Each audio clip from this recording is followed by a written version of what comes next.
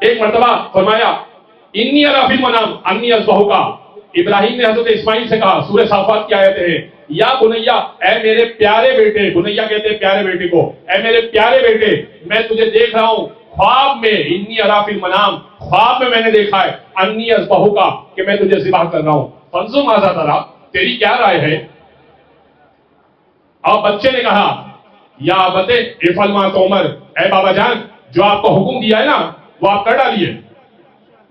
اچھا اب میں یہاں پہ مسلمانوں سے روک کر سوال کرتا ہوں، سارے سامعین سے، سارے حاضرین سے اور سننے والوں سے ایک روک کر سوال کرتا ہوں، اگر اللہ نہ کرے خواب میں آپ دیکھیں گے اپنے بچے کو، کوئی مسلمان دیکھے خواب میں اپنے بچے کو ذبح کر رہا ہے، صبح اٹھ کے اولا تو وہ خواب کا تذکرہ کرے گا نہیں، کرے گا بھی تو سرسری سر کرے گا، بچے کو لے کر نکل نہیں پڑے گا، اسے پتا ہے بھائی خواب ہے، کیا ویلیو ہے، خواب ہے، خواب ہے، اس کی کیا ویلیو ہے کہ میں نے خواب میں دیکھا رات کو اپنے بچے کو ذبح کر رہا ہوں، تو صبح بچے کو لے کے نکل نہیں پڑے گا کہ چلو بھائی بچہ ذبح کرتا ہوں، بچے سے پوچھے گا بچہ میں نے خواب میں دیکھا ہے کیا رائے ہے تیری، اور بچہ بھی کہے گا بابا جان جو آپ نے خواب میں دیکھا نا کر دیجئے۔ تو اب میں ایک نتیجہ دے دوں، جو خواب میں نبی جیسا نہ ہو سکے، بھائی نبی کا خواب ہوتا ہے بے منزلہ ہے وحی، نبی کا خواب ہوتا ہے سچ، نبی کا خواب منزلت رکھتا ہے وحی کی ایک قسم نبی کا خواب بھی ہوتا ہے، نبی کا خواب حقیقت ہوتا ہے۔ آپ اگر اپنے بچے کو دیکھیں گے نا خواب میں ذبح کرنے، تو ذبح کرنے نکل نہیں پڑیں گے، اور نکلیں گے بھی نا تو دمبا نہیں آئے گا، پولیس آئے گی۔ تو جو خواب میں نبی جیسا نہ ہو وہ ظاہری طور پر نبی جیسا نہیں ہو سکتا۔ مسلمان یہ کہنا چھوڑ دیں نبی ہم جیسے، نبی ہم جیسے، بھائی تم نبی جیسے نہیں ہو سکتے، خواب میں بھی نبی جیسے نہیں ہو سکتے۔ اچھا آپ بچے کو لے کر چلے، اب چھری بھی ڈال دی، رسی بھی ڈال دی، اور وہ ایک تھیلے میں یا جو بھی تھا اور لے کر چلے۔ جناب حاضرہ نے سوال کیا صبح کہاں جا رہے ہیں؟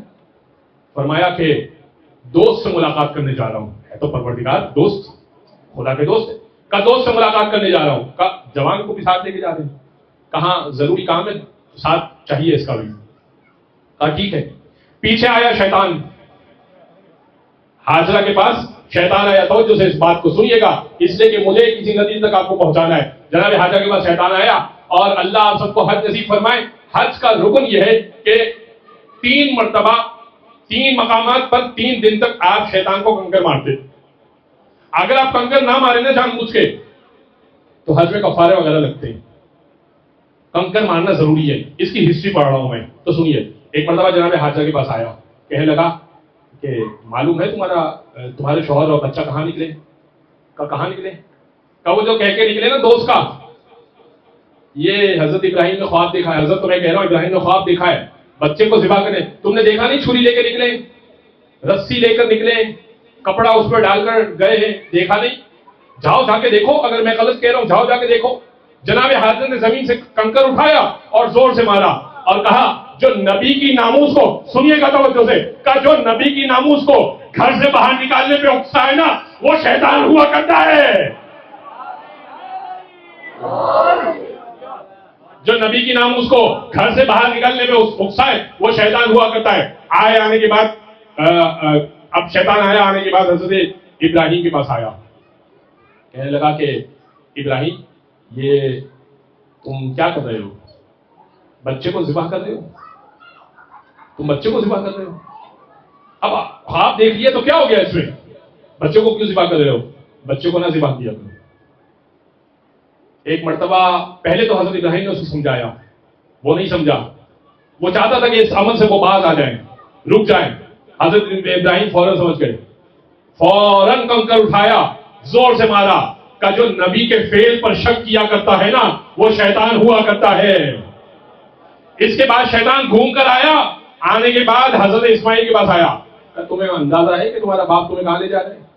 تمہارا باپ تمہیں ذبح کرنے کے لیے لے جا رہا ہے، تمہیں کاٹ دے گا۔ کہاں تو حکم الہی ہے، کہ یہ کیسا حکم ہے؟ تمہارے باپ کو سمجھاؤ کیا ہو گیا اس کو۔ اور میں نے پڑھا ہے اس کو، اس سے پیش کر رہا ہوں، خدا نہ کرے کہ اس نے جملہ کہا کہ تمہارے باپ کا دماغ نعوذ باللہ من ذالک خراب ہو گیا۔ فوراً اسماعیل نے زمین سے کنکر اٹھایا اور زور سے مارا، کا جو نبی کے دماغ پہ شک کرتا ہے وہ شیطان ہوا کرتا ہے. اب جا کے تاریخ میں دیکھ لینا کون کون شیطان کی پیروی میں نبی پر ہذیان کا الزام لگا چکے ہیں.